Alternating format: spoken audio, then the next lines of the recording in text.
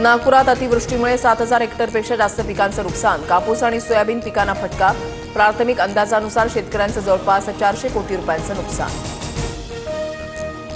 साताऱ्यामधल्या पाटणमधील शिरळ ग्रामस्थांचा धोकादायक प्रवास. शेतामध्ये जाण्यासाठी पूल नसल्यानं पाण्यातून जाण्याची वेळ. ग्रामस्थांची मोठी गैरसोय.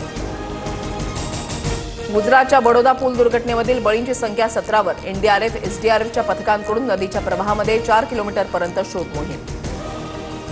राज्यात महानगरातील पुलांचंही स्ट्रक्चरल ऑडिट होणार. कुंडमळा दुर्घटनेनंतर प्रशासनाला जाग. योग्य त्या उपाययोजनेच्या सूचना. चित्रपटांच्या ऑनलाईन बुकिंगसाठी प्रेक्षकांकडून सेवा कर आकारण्यास प्रतिबंध करणारा निर्णय रद्द. चित्रपटांचे ऑनलाईन तिकीट महागण्याची शक्यता. महाराष्ट्रामधील पहिलं waste to wonder world theme park पिंपरीमध्ये. भंगार साहित्यातून जगभरातील प्रसिद्ध 17 ऐतिहासिक वास्तूंच्या प्रतिकृती. जगातील 7 आश्चर्यांचाही समावेश.